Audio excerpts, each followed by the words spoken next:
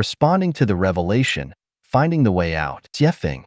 Translation edited by Qinyu. A lightning bolt streaks across the expansive sky, accompanied by distant rolling thunder, foretelling an impending storm. On September 11th, the towering and sturdy World Trade Center collapsed abruptly, trapping people inside. If someone had warned those inside the building of its imminent collapse and urged them to evacuate, would they have heeded the advice? Nonsense. How could such a solid, world-class building collapse? They might have replied in disbelief. Humans, how much do you understand the mysteries of the universe? How much do you comprehend? Why don't you respond to the revelations? Someone explicitly tells you that he is a messenger of the greatest creator, here to harvest the crops, yet you mock, ridicule, and scorn him. Even when, in humility, he kneels before you as a commoner, begging for your response to the revelations, you continue to mock, ridicule, and scorn him. What kind of person do you need to save you? The immense love of the greatest creator for humanity, the care from God Jesus Christ, and Buddha Shakyamuni for humanity have been clearly and evidently revealed to you. Do you desire wealth or life? Life or your status, wealth and reputation? Which is more important? There was a notorious pirate who amassed countless treasures. One day, he was caught. In court, he arrogantly told the judge, "I have countless treasures. I'm willing to give up 1/3 of my wealth to buy my freedom." The judge replied, "You've committed robbery and murder. Your wealth cannot buy your freedom." "Judge, I'm willing to give up all my treasures to save my life. You should know, my wealth is enough for the whole nation to spend for 3 years. People die for wealth. Birds perish for food. Don't people love wealth?" The pirate began pleading. The judge resolutely replied, "Debts must be repaid, and life must pay for murder. Your wealth wasn't rightfully earned. It was plundered. The law is not negotiable.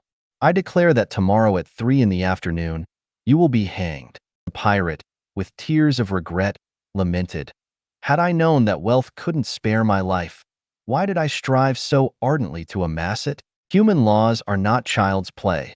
They cannot be bargained with, let alone the laws of the greatest creator. Don't be stubborn, do not falter, do not retreat midway, do not be captured by demons. Ignite the divine lamp within your heart, seize the moment. Transcend the shackles of life and death, reclaim your true nature, discard conventional thinking, advance at superluminal speeds, abandon all possessions, firmly believe in the journey of life. Don't look around, do not heed others' words, do not run with the crowd, do not feel lonely and forsaken. The key to opening the gates of heaven lies in your hands. You need only ponder quietly, listen to the guidance of your inner spirit. Don't wait for torrential rains to build an ark. Do not wait for the Titanic to hit an iceberg to search for life jackets. Do not wait to see a bombing plane before rushing out of the building.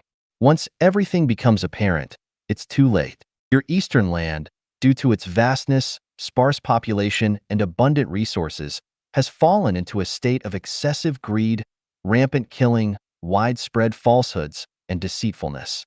Many are unfaithful, unfilial, unkind, and unjust.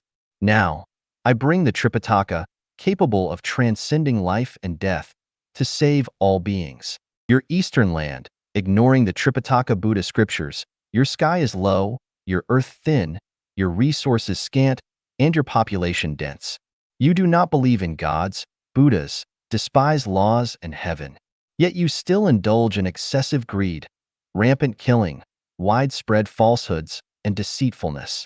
Many are unfaithful, unfilial, unkind, and unjust. Your eastern land disregards Buddhas and the greatest creators, unaware of how to be human. Ears but deaf, hearts but void, as fragile as paper, as lofty as the sky, spirits desolate, hearts like stones, still stubbornly refusing to heed teachings, superficially humble, but inwardly arrogant. I now call again, hoping for a response to the revelations, a return from the misguided path. If delayed or procrastinated, divine punishment will follow. The vast heavens perceive your hearts. The myriad gods know your names. The sun, moon, and cosmic laws observe your deeds. In the vast expanse of existence, life takes precedence. In the limitless desert, retracing steps leads to the oasis. Every millennium is but a fleeting moment. The righteous path is the only way. Respond to the revelations and find your way out of the maze. Others may doubt. I believe. A friend from Tianjin visited my office the day before yesterday and inquired about matters related to space and time. I asked him why he was interested in such questions. He said, "Not long ago, I had a dream. My grandfather appeared and told me that after using the toilet, he suddenly fainted before standing up, unable to get up. He said he was leaving and urged us to live well while he waited. The next day, my father called from China, saying my grandfather had passed away. He told me my grandfather had collapsed and passed away while using the toilet. I found it quite strange. How could my dream about my grandfather match the actual events? What's going on with time and space?" I asked him if he had watched the Life Attenuant section on Chinese Soul, and he mentioned that he had seen some of it. However, due to the extensive content, he hadn't watched it all. I responded, "Your grandfather left this physical space and entered another dimension of life. Due to his concern for you, he conveyed his inner thoughts to you through a dream before departing from this space. This is entirely normal. Your elevated spiritual sensitivity allowed you to connect with your grandfather's thoughts. There's nothing mysterious about it." Taking the opportunity, I asked, "Do you believe in the immortality of the soul and in the existence of other dimensions of life apart from our current space?" He replied, "While others may doubt, I believe." Belief, such a mysterious and profound word. Peter, a disciple of Jesus, walked on water because of belief, but almost drowned when he saw the wind and waves and lost belief. Those with belief are blessed. Those without belief are miserable. Those with belief have roots. Those without belief are like floating duckweeds. Those with belief know how to navigate life. Those without belief randomly fly like headless flies. Those with belief are humble. Those without belief are arrogant. Those with belief have a bright future. Those without belief have a bleak one. What to believe in? Believe in facts. Believe in what you see, hear, and experience. Whom to believe in? Believe in Jesus, Buddha, Muhammad, Laozi, and the sages. What to believe in? Believe in the negative universe information sensed by your spiritual perception. Whom to believe in? Believe in the greatest creator. Many people doubt everything, do not believe in anything, lack faith in themselves, and have no confidence. Some start with belief, but, swayed by phenomena and others' opinions, lose faith even in facts. They cannot sustain their faith, vacillating between belief and doubt until they believe in nothing. Some seem to believe but harbor doubts, so when confronted with storms, they lose their foothold and are devoured by demons. Some people's faith is mere lip service, steering with the wind, changing with their immediate self-interest. In reality, their hearts lack genuine belief. Today, they believe when it's advantageous, and tomorrow, they do not when it's not. How can one live without faith? What is the purpose of such a life? Where is it headed? Job in the Bible is an exemplar of faith. Apostle Paul is an exemplar of faith, and several bodhisattvas in Buddhism have also set examples of faith for us. Many believers in Islam are also exemplars of faith. Without faith, one cannot stand firm. I said to my friend, "Your dream aligning with reality can be considered a revelation. While the world may harbor doubts, you cannot afford to. Doubting would betray your grandfather's wishes and the revelation." In the end, my friend reiterated, "While others may harbor doubts, I remain steadfast in my belief." Friend, do you also believe? Shocking thunderclap in silence. Xiefeng. That was a day on the Christmas of the previous year. I was driving a van, transporting 8 employees from my store to a fast food restaurant and bar I owned, about 10 kilometers away, to celebrate Christmas. Just as we pulled up to the entrance of the bar, we heard a clack sound, and the left front wheel dropped, tilting the vehicle to the left. Quickly checking, I discovered the axle supporting the left wheel had completely snapped. After a week, I had the car towed to Sadie Motor for repairs. The shop owner, holding the fractured axle, asked me, "Why didn't the car overturn?" I replied, "The axle broke only as the car came to a stop. That's why it didn't overturn." That British gentleman sighed, saying, "A miracle, the greatest creator's protection." In such a situation, the car should have flipped, causing injuries.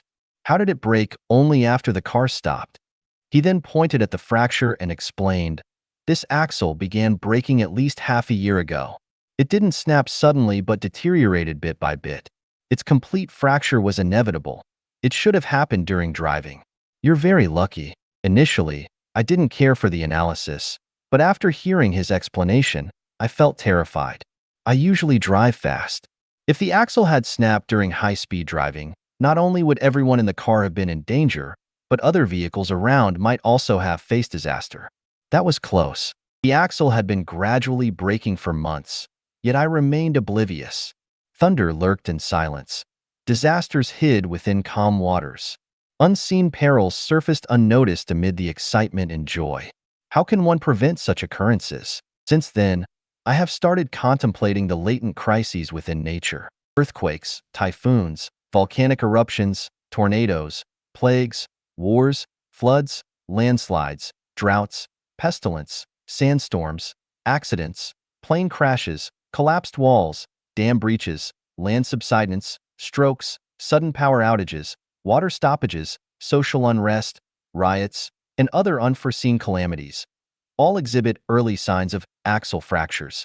People typically care about results or consequences, rarely focusing on the gradual axle deterioration leading up to them. People often live in regret, never considering early checks and preventive measures. Furthermore, since axle fractures happen gradually and invisibly, they are easily overlooked. Even if someone predicts a disaster in advance, not many believe it. "This guy's exaggerating, talking nonsense, or has ulterior motives." What's the solution? Think about Noah building his ark on the mountaintop. How many ridiculed and mocked him? Currently, Life Genuine has faced and will continue to face ridicule, mockery, and cold indifference from many. Among all these axle fractures, my focus is on the fate and future of humanity. It seems that the greatest creator, God Jesus, and Buddha Shakyamuni have particularly favored me, granting me the key to unlock the treasury of wisdom and authority to establish Life Genuine, bestowing upon me the honor of harvesting crops.